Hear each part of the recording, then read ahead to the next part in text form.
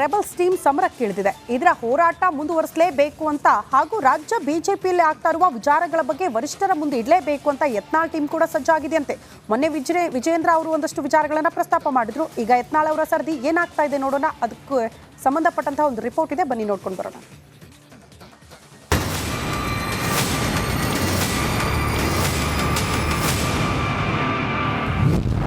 ಇಂದು ದೆಹಲಿಗೆ ದೌಡಾಯಿಸಲಿದೆ ಯತ್ನಾಳ್ ಟೀಮ್. ರಾಜ್ಯ ಬಿಜೆಪಿ ಕುರಿತ ವರದಿ ಕೊಡ್ತಾರ ರೆಬಲ್ಸ್ ಟೀಮ್. ರಾಜ್ಯ ಬಿಜೆಪಿ ಅಕ್ಷರಶಃ ಮನೆಯೊಂದು 3 ಬಾಗಿಲು ಎಂಬಂತಾಗಿದೆ. ಒಬ್ಬೊಬ್ರು ಒಂದೊಂದು ಕಡೆ ಮುಖ ಮಾಡಿದ್ದಾರೆ. ವಿಜೇಂದ್ರ ಪರ ಕೆಲವರು ಜೈ ಅಂದ್ರೆ, ಮತ್ತೊಂದೆಡೆ ಯತ್ನಾಳ್ ಟೀಮ್ ಅಸಮಾಧಾನ ಭುಗಿಲೆದ್ದಿದೆ. ಇವೆಲ್ಲದರ ನಡುವೆ ಯತ್ನಾಳ್ ಟೀಮ್ ಇಂದು ದೆಹಲಿಗೆ ಹಾರಲಿದೆ. ರಾಜ್ಯಾಧ್ಯಕ್ಷರ ಬದಲಾವಣೆಗೆ ಮನವಿ.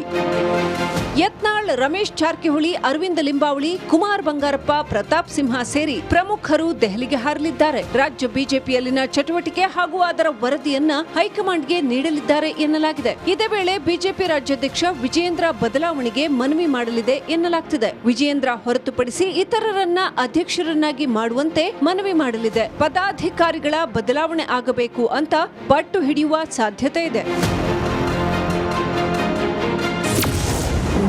ಅಷ್ಟೇ ಅಲ್ಲ, ವಕ್ಫ್ ಹೋರಾಟವನ್ನ ಮುಂದುವರಿಸಲು ಅನುಮತಿ ನೀಡುವಂತೆ ಮನವಿ ಮಾಡಿಕೊಳ್ಳಲಿದೆ ಎನ್ನಲಾಗ್ತಿದೆ. ವಕ್ಫ್ ಆಸ್ತಿಯನ್ನ ತಪ್ಪಿಸಿ ರೈತರಿಗೆ ಮತ್ತು ಜಮೀನು ಕಳೆದುಕೊಂಡವರಿಗೆ ಮರಳಿ ಆಸ್ತಿ ಕೊಡಿಸುವಂತೆ ಮಾಡಬೇಕು. ಇದರಿಂದ ಬಿಜೆಪಿಗೆ ಹೆಚ್ಚು ಅನುಕೂಲ ಆಗಲಿದೆ ಅಂತ, ಮೋದಿ ಸರ್ಕಾರಕ್ಕೆ ಹೆಸರು ಬರಲಿದೆ ಅಂತ ಮನವರಿಕೆ ಮಾಡಿಕೊಡಲು ನಿರ್ಧರಿಸಿದ್ದಾರೆ. ದೆಹಲಿಯಲ್ಲಿ ಜೆಪಿಸಿ ಕಮಿಟಿ ಅಧ್ಯಕ್ಷ ಜಗದಾಂಬಿಕಾ ಪಾಲ್ ಹಾಗೂ ಕಮಿಟಿ ಸದಸ್ಯರನ್ನ ತಂಡ ಭೇಟಿ ಮಾಡಲಿದೆ. ಹಲವು ವಿಚಾರಗಳನ್ನ ಹೊತ್ತು ದೆಹಲಿಗೆ ಹಾರಲಿರುವ ಯತ್ನಾಳ್ ಟೀಮ್ ಯಾವೆಲ್ಲ ವಿಚಾರಗಳ ಬಗ್ಗೆ ವರದಿ ನೀಡಲಿದ್ದಾರೆ ನೋಡಬೇಕಾಗಿದೆ. ಸುರೇಶ್, ರಿಪಬ್ಲಿಕ್ ಕನ್ನಡ, ಬೆಂಗಳೂರು. ಓಕೆ, ಒಂದು ಕಡೆ ಬಿಜೆಪಿಯಲ್ಲೂ ಕೂಡ ವೆರಿ ಫಸ್ಟ್ ಟೈಮ್ ಅಂದರೆ ಈ ಚುನಾವಣೆ ಮುಖಾಂತರ ಪ್ರೆಸಿಡೆಂಟ್ಗಳನ್ನು ಆಯ್ಕೆ ಮಾಡಬೇಕು ಅಂತೇಳಿ ಇದು ಹೈಕಮಾಂಡ್ ಕಂಡುಕೊಂಡಂಥ ಒಂದು ಅದ್ಭುತವಾದಂಥ ನಿರ್ಣಯ ಅಂತ ನಾನು ಅಂದ್ಕೊಂಡಿದ್ದೀನಿ. ಯಾಕಂತಂದರೆ ಇಲ್ಲಿ ಬಸನಗೌಡ ಪಾಟೀಲ್ ಯತ್ನಾಳ್ ಅವರನ್ನು ಕೂಡ ಎದುರಾಕೊಳ್ಳೋಕ್ಕಾಗ್ತಾ ಇಲ್ಲ. ಬಿಜೆಪಿ ಅಂತ ಒಂದು ಪರಿಸ್ಥಿತಿಯಲ್ಲಿ ಬಂದು ನಿಂತಿದೆ. ಅನಿವಾರ್ಯ ಆಗ್ಬಿಟ್ಟಿದ್ದಾರೆ ಯತ್ನಾಳ್ ಅವರು ಕೂಡ, ಕ್ರಮ ಕೈಗೊಳ್ತಾ ಇಲ್ಲ ಅಂತ. ಅಲ್ಲ, ನಿಮಗೆ ಅದು ಇವ್ರಿಗೂ ಗೊತ್ತಿದೆ. ಈಗ ನಿಮಗೆ ಒಬ್ಬ ಬಲಿಷ್ಠವಾದ ನಾಯಕ ಇದ್ದಾಗ, ಈಗ ನೋಡಿ ತಮಿಳುನಾಡಲ್ಲಿ ಏನಾಯಿತು, ತಮಿಳುನಾಡಲ್ಲಿ ಅಣ್ಣಾ DMK ಅನ್ನುವಂಥ ಅಷ್ಟು ದೊಡ್ಡ ಪಾರ್ಟಿ ಇತ್ತು, ಎಲ್ಲೋಯ್ತು ಅದು? ಒಂದೇ ಒಂದು ತಲೆ ಇಲ್ಲ. ಯಾರು? ಜಯಲಲಿತಾ ಅನ್ನುವಂಥ ಒಂದು ಹೆಣ್ಣುಮಗಳು ಅಥವಾ ಒಂದು ಬಲಿಷ್ಠ ನಾಯಕಿಗಳ ಚೆಲ್ಲಾಪಿಲ್ಲಿ ಆಗೋಗ್ಬಿಡು. ಕೆಲವೊಂದು ಪಾರ್ಟಿಗಳಿಗೆ ಅದು ಭಾಳ ಅನಿವಾರ್ಯ. ಇಲ್ಲಿ ಕಾಂಗ್ರೆಸ್ ಇಲ್ಲಿ ಏನಾಗಿತ್ತು, ಯಾವಾಗ KPC ಅಧ್ಯಕ್ಷರಾಗಿ DK ಶಿವಕುಮಾರ್ ನಿಯುಕ್ತಿಗೊಂಡರು ಆಗ ಒಂದು ಸಂಚಲನ ಉಂಟಾಯಿತು ಕಾಂಗ್ರೆಸ್ಸಲ್ಲಿ, ಅದರಲ್ಲಿ ಎರಡು ಮಾತೇ ಇಲ್ಲ. ಅದಕ್ಕಿಂತ ಮೊದಲು ದಿನೇಶ್ ಗುಂಡೂರಾವ್ ಅವರಿಗೆ KPC ಅಧ್ಯಕ್ಷ ಸ್ಥಾನವನ್ನು ಕೊಡಲಾಗಿತ್ತು. ಅವರು ಅಕ್ಷರಶಃ KPCC ಆಫೀಸ್ಗೆ ಬೀಗ ಹಾಕ್ಬಿಟ್ಟು ನನ್ನಿಂದ ಆಗಲ್ಲ ಅಂತ ಕೊಟ್ಬಿಟ್ಟು, ಅಂದರೆ ಅವರ ಇದಕ್ಕೆ. ಆಮೇಲೆ ಇವತ್ತು ಬಸನಗೌಡ ಪಾಟೀಲ್ ಯತ್ನಾಳ್ ಒಂದು ಕಡೆ ಹೋರಾಟ ಮಾಡ್ತಾರೆ, ನನ್ನನ್ನು ಮಾಡಿ ಮತ್ತೊಂದು ಮಾಡಿ ಅಂತೇಳಿ ಒಂದು ಮೂರನೇ ಐಡಿಯಾವನ್ನು ಹೈಕಮಾಂಡ್ ತೆಗೆದುಕೊಂಡು ಬಂದಿದೆ. ಏನಪ್ಪ ಅಂತಂದರೆ ಮಂಡಲ ಪಂಚಾಯಿತಿ, ಮಂಡಲ BJP ಮಂಡಲ ಅವ್ರದ್ದು ಒಟ್ಟು 37 ಇದೆ. ಏನು ಸಂಘಟನಾ ಇದು ಲೆಕ್ಕದಲ್ಲಿ 31 ಜಿಲ್ಲೆ ಆಗಿದ್ರೂ ಕೂಡ 31 ವಲಯ ಅಂತಿದೆ. ವಲಯ ಜಿಲ್ಲಾ ಇದು ಅಧ್ಯಕ್ಷರು ಅವರನ್ನೆಲ್ಲ ವೋಟ್ ಮಾಡಿ ತಗೋತಾರೆ ಅಂತ. ಆ ವೋಟಿಂಗ್ ಪ್ರಕಾರ ನಡೆದರೆ ಯಾರು ಅವರನ್ನು ಓಲೈಸಿರ್ತಾರೋ ಅದು ಸ್ವಲ್ಪ ವಿಜೇಂದ್ರ ಅವರಿಗೆ ಲಾಭ ಆಗ್ಬೋದು ಅಂತ ಅನಿಸುತ್ತೆ. ನೀವು ವೋಟ್ ಪ್ರಕಾರ ಬಂದಾಗ ಯಾರು ಏನು ಮಾಡೋಕ್ಕಾಗಲ್ಲ, ಒಪ್ಕೊಳ್ಳೇಬೇಕು ಪ್ರಜಾತಂತ್ರ ವ್ಯವಸ್ಥೆಯಲ್ಲಿ. ಒಂದು ವೇಳೆ ಬಸವನಗೌಡ ಪಾಟೀಲ್ ಬಂದರೂ ಕೂಡ ಅವರ ಶಕ್ತಿ ಗೊತ್ತಾಗ್ಬಿಡ್ತದೆ, ಸೀಟ್ನ ಶಕ್ತಿ ಗೊತ್ತಾಗ್ಬಿಡ್ತದೆ. ಇನ್ನೊಂದೊಂದು ಪಾಯಿಂಟ್ ಹೇಳೋದಕ್ಕೆ ನಾನು ಮರ್ತೋದೆ. ಇವತ್ತು DK ಶಿವಕುಮಾರ್ ಅವರೇನು ಮೀಟಿಂಗ್ ಮಾಡ್ತಾ ಇದ್ದಾರೆ, ಒಂದು ಮಾತು ಇವರು ಅದನ್ನೆಲ್ಲ ಹೇಳೋಕೆ ಹೋಗಲ್ಲ. ಒಬ್ಬನಿಗೆ ಒಂದೇ ಹುದ್ದೆ ಅನ್ನುವಂಥದ್ದು UPA ಕಾಲಾವಧಿಯಲ್ಲಿ ಬಂದಿತ್ತು. ನೀವು ಇಲ್ಲೇನು ನೀವು KPC ಅಧ್ಯಕ್ಷರಾಗಿದ್ದೀರಿ, ಮಿನಿಸ್ಟರ್ ಕೂಡ ಆಗಿದ್ದೀರಿ, ಎರಡೆರಡು ಹುದ್ದೆ ಕೊಡೋಂಗಿಲ್ಲ ನಿಮಗೆ, ಒಂದೇ ಹುದ್ದೆ ಯಾವುದಾದ್ರೂ. ಇದು ಕಾಂಗ್ರೆಸ್ ಈ ಹಿಂದೆ ಅಧಿವೇಶನದಲ್ಲಿ ತೆಗೆದುಕೊಂಡಂಥ ಒಂದು ನಿಲುವು.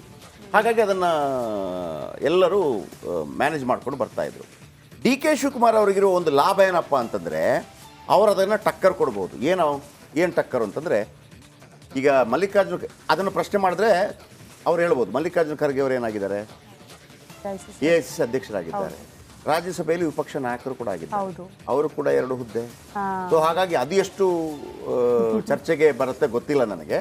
ಇವರು ಅದನ್ನು ಬಿಟ್ಟು ಮತ್ತೊಂದು ಮಾಡಿದರೆ ಅದನ್ನು ಮಾಡಬೇಕು. ನಾನು ಅವತ್ತಿಂದ ಹೇಳ್ತಾ ಇದ್ದೀನಿ, ನಾನು ರೆಡಿ ಇದ್ದೀನಪ್ಪ, ಸುರೇಶನ ಅಧ್ಯಕ್ಷ ಮಾಡಿ ಅಂತ ಹೇಳ್ಬೋದು. ಇವರು ಹೇಳ್ತಿರೋದು ಅದಲ್ಲ. ಇವರು ಹೇಳ್ತಿರೋದು ನೋಡಿ, ಅಹಿಂದವನ್ನು ನೀವು ಕ್ರೋಢೀಕರಿಸಿ ಅಹಿಂದ ನಮ್ಮನ್ನು ಗೆಲ್ಲಿಸಿರೋದು. ಯಾಕಂದರೆ ಅಲ್ಲಿ ಸಂಡೂರಲ್ಲಿರ್ಬೋದು ಅಥವಾ ಶಿಗ್ಗಾಂವಿಯಲ್ಲಿರ್ಬೋದು, ಸತೀಶ್ ಜಾರಕಿಹೊಳಿ ಶಿಗ್ಗಾಂವಿಯಲ್ಲಿ ಗೆಲ್ಸ್ಕೊಂಡ್ಬಂದು ಸತೀಶ್ ಜಾರಕಿಹೊಳಿಯ ಕಾರಣ. ಆಮೇಲೆ ಸಂಡೂರಲ್ಲಿ ಗೆಲ್ಸ್ಕೊಂಡ್ಬರೋದಕ್ಕೆ ಸಂತೋಷ್ ಲಾಡ್ ಕಾರಣ. ಆಮೇಲೆ ಚನ್ನಪಟ್ಟಣದಲ್ಲಿ DK ಬ್ರದರ್ಸ್ ಕಾರಣ. ಅದನ್ನ ಸಿದ್ದರಾಮಯ್ಯನವರು ಪಕ್ಷ ಅಂತ ಹೇಳದೆ ಡೈರೆಕ್ಟ್ ಆಗಿ ಆ 3 ಜನರಿಗೆ ಕ್ರೆಡಿಟ್ ಕೊಟ್ಬಿಟ್ರು. ಸೊ ಹಾಗಾಗಿದ್ದಾಗ ಆ ಹಿಂದ ಓಟನ್ನು ಇಟ್ಕೊಳ್ಳೋ ಮುಖಾಂತರ ನೋಡಿ ಬಹಳ ಕುತೂಹಲ ಇದೆ ನನಗೆ ಇವತ್ತು ಮಧ್ಯಾಹ್ನ ಏನಾಗುತ್ತೆ. ವಕ್ಫ್ ಬೋರ್ಡ್ ವಿರುದ್ಧ ಬಿಜೆಪಿಯ ರೆಬಲ್ಸ್ ಟೀಮ್ ಸಮರಕ್ಕಿಳಿದಿದೆ. ಇದರ ಹೋರಾಟ ಮುಂದುವರಿಸಲೇಬೇಕು ಅಂತ ಹಾಗೂ ರಾಜ್ಯ ಬಿಜೆಪಿಯಲ್ಲಿ ಆಗ್ತಾ ಇರುವ ವಿಚಾರಗಳ ಬಗ್ಗೆ ವರಿಷ್ಠರ ಮುಂದೆ ಇಡಲೇಬೇಕು ಅಂತ ಯತ್ನಾಳ್ ಟೀಮ್ ಕೂಡ ಸಜ್ಜಾಗಿದೆಯಂತೆ. ಮೊನ್ನೆ ವಿಜೇಂದ್ರ ಅವರು ಒಂದಷ್ಟು ವಿಚಾರಗಳನ್ನ ಪ್ರಸ್ತಾಪ ಮಾಡಿದ್ರು. ಈಗ ಯತ್ನಾಳ್ ಅವರ ಸರದಿ ಏನಾಗ್ತಾ ಇದೆ ನೋಡೋಣ. ಅದಕ್ಕೆ ಸಂಬಂಧಪಟ್ಟಂತಹ ಒಂದು ರಿಪೋರ್ಟ್ ಇದೆ, ಬನ್ನಿ ನೋಡ್ಕೊಂಡು ಬರೋಣ.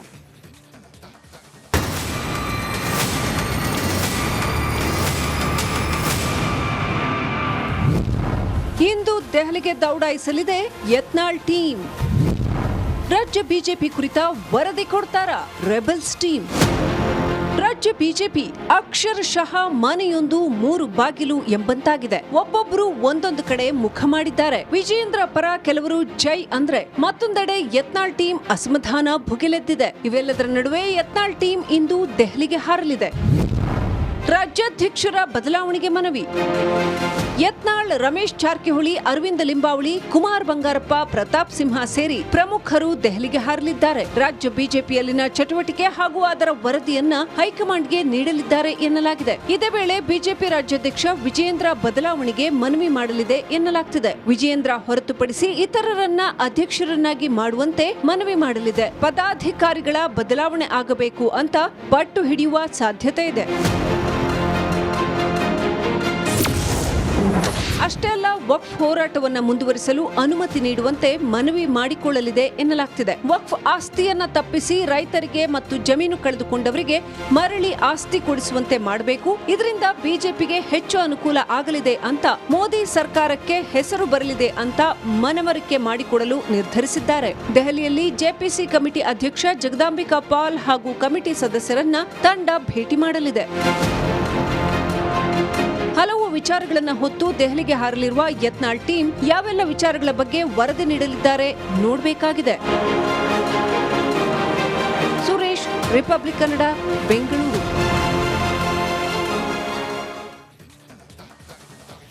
ಓಕೆ, ಒಂದು ಕಡೆ ಬಿಜೆಪಿಯಲ್ಲೂ ಕೂಡ ವೆರಿ ಫಸ್ಟ್ ಟೈಮ್ ಅಂದರೆ ಈ ಚುನಾವಣೆ ಮುಖಾಂತರ ಪ್ರೆಸಿಡೆಂಟ್ಗಳನ್ನು ಆಯ್ಕೆ ಮಾಡಬೇಕು ಅಂತೇಳಿ ಇದು ಹೈಕಮಾಂಡ್ ಕಂಡುಕೊಂಡಂಥ ಒಂದು ಅದ್ಭುತವಾದಂಥ ನಿರ್ಣಯ ಅಂತ ನಾನು ಅಂದ್ಕೊಂಡಿದ್ದೀನಿ. ಯಾಕಂತಂದರೆ ಇಲ್ಲಿ ಬಸನಗೌಡ ಪಾಟೀಲ್ ಯತ್ನಾಳ್ ಅವರನ್ನು ಕೂಡ ಎದುರಾಕೊಳ್ಳೋಕ್ಕಾಗ್ತಾ ಇಲ್ಲ. ಬಿಜೆಪಿ ಅಂತ ಒಂದು ಪರಿಸ್ಥಿತಿಯಲ್ಲಿ ಬಂದು ನಿಂತಿದೆ. ಅನಿವಾರ್ಯ ಆಗ್ಬಿಟ್ಟಿದ್ದಾರೆ ಯತ್ನಾಳ್ ಅವರು ಕೂಡ, ಕ್ರಮ ಕೈಗೊಳ್ತಾ ಇಲ್ಲ ಅಂತ. ಅಲ್ಲ, ನಿಮಗೆ ಅದು ಇವ್ರಿಗೂ ಗೊತ್ತಿದೆ.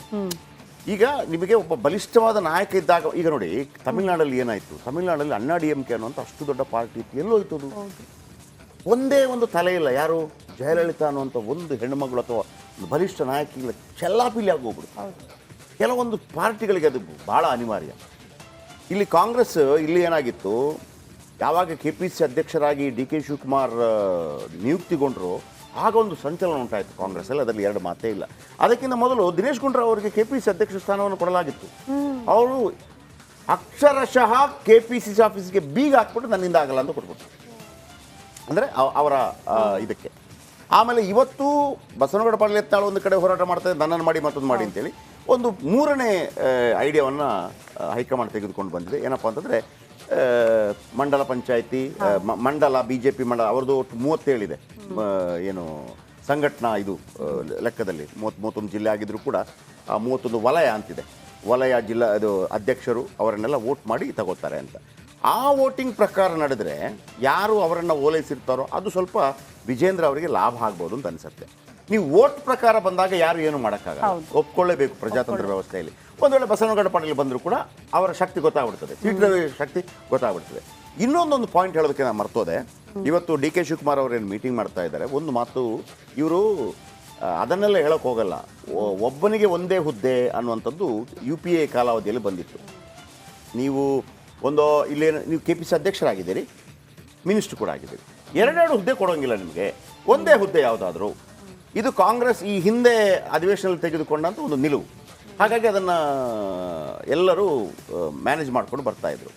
DK ಶಿವಕುಮಾರ್ ಅವರಿಗಿರೋ ಒಂದು ಲಾಭ ಏನಪ್ಪ ಅಂತಂದರೆ ಅವರು ಅದನ್ನು ಟಕ್ಕರ್ ಕೊಡ್ಬೋದು. ಏನು ಟಕ್ಕರ್ ಅಂತಂದರೆ, ಈಗ ಮಲ್ಲಿಕಾರ್ಜುನ ಅದನ್ನು ಪ್ರಶ್ನೆ ಮಾಡಿದ್ರೆ ಅವ್ರು ಹೇಳ್ಬೋದು ಮಲ್ಲಿಕಾರ್ಜುನ ಖರ್ಗೆ ಅವರು ಏನಾಗಿದ್ದಾರೆ AICC ಅಧ್ಯಕ್ಷರಾಗಿದ್ದಾರೆ, ರಾಜ್ಯಸಭೆಯಲ್ಲಿ ವಿಪಕ್ಷ ನಾಯಕರು ಕೂಡ ಆಗಿದ್ದಾರೆ, ಹೌದು. ಅವರು ಕೂಡ 2 ಹುದ್ದೆ. ಸೊ ಹಾಗಾಗಿ ಅದು ಎಷ್ಟು ಚರ್ಚೆಗೆ ಬರುತ್ತೆ ಗೊತ್ತಿಲ್ಲ ನನಗೆ. ಇವರು ಅದನ್ನ ಬಿಟ್ಟು ಮತ್ತೊಂದು ಮಾಡಿದ್ರೆ ಅದನ್ನು ಮಾಡ್ಬೇಕು. ಅವತ್ತು ನಾನು ಅವತ್ತಿಂದ ಹೇಳ್ತಾ ಇದ್ದೀನಿ, ನಾನು ರೆಡಿ ಇದ್ದೀನಪ್ಪ, ಸುರೇಶನ ಅಧ್ಯಕ್ಷ ಮಾಡಿ ಹೌದು ಅಂತ ಹೇಳ್ಬೋದು. ಇವ್ರು ಹೇಳ್ತಿರೋದು ಅದಲ್ಲ.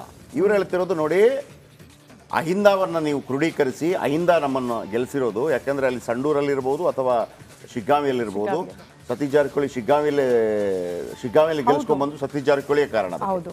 ಆಮೇಲೆ ಸಂಡೂರಲ್ಲಿ ಗೆಲ್ಸ್ಕೊಂಡ್ಬರೋದಕ್ಕೆ ಸಂತೋಷ್ ಲಾಡ್ ಕಾರಣ, ಆಮೇಲೆ ಚನ್ನಪಟ್ಟಣದಲ್ಲಿ DK ಬ್ರದರ್ಸ್ ಕಾರಣ. ಅದನ್ನ ಸಿದ್ದರಾಮಯ್ಯನವರು ಪಕ್ಷ ಅಂತ ಹೇಳದೆ ಡೈರೆಕ್ಟ್ ಆಗಿ ಆ 3 ಜನರಿಗೆ ಕ್ರೆಡಿಟ್ ಕೊಟ್ಬಿಟ್ರು.